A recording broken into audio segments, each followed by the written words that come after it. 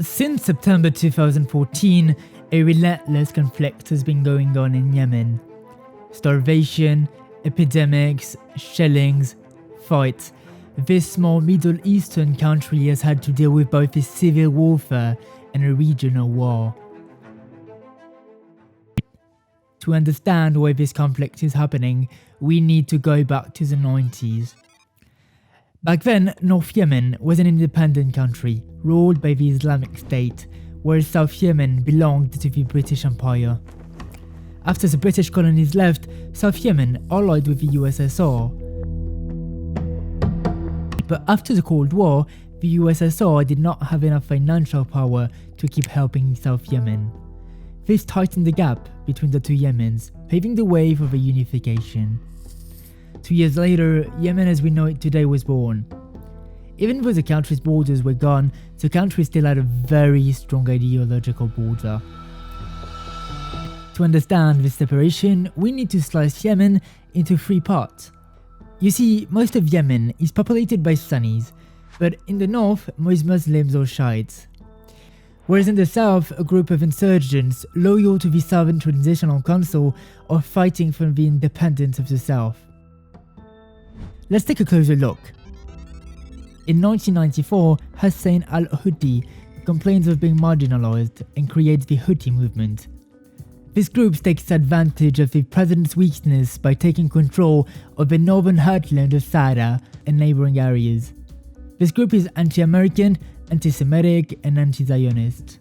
A few years later, in 2007, the Arab Spring gives birth to a Southern movement, a separatist political group that will lead the Yemeni revolution in 2011. They demand a healthier economy and fight against corruption.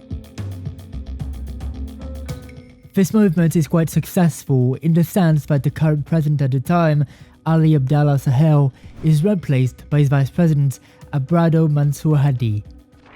His mission is to write a new constitution and to lead the country to a more secure future. His plan to separate the Yemeni territory into federal regions is received very badly by the Houthis. In 2014, the Houthis grabbed their weapons and began the Yemeni civil war.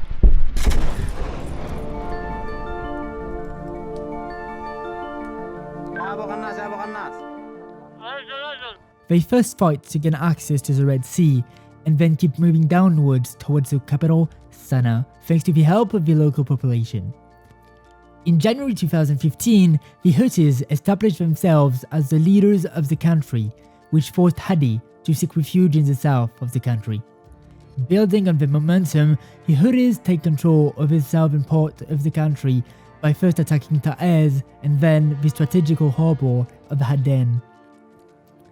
Even though they only control about a third of the country, most of the population lives in the western part of Yemen, which means that the Houthis now are the ultimate leaders of the country. Hadi is forced to escape to Saudi Arabia. Just when the Houthis thought they had won the war, this conflict escalated to yet another level. Iran, a country mainly Shiite, was accused of financially and militarily supporting the rebels. What's concerning European and Middle Eastern countries is the fact that the Bab el-Mandab Strait is now in rebel hands. This strait is important because it's the 4th most important sea crossing point for oil. Therefore, Saudi Arabia creates an international coalition with 9 other countries: Morocco, Sudan, Egypt, Jordan, Qatar, Bahrain, Kuwait, and the United Arab Emirates. All of these countries were in fact ultimately backed up by the US. On top of protecting the Bab el-Mandab Strait, Saudi Arabia also wants to protect its southern border. This international coalition also aims at lowering the influence of Iran, but what they often tend to forget is that the Houthis are the only forces in Yemen to fight against the growing influence of Al-Qaeda.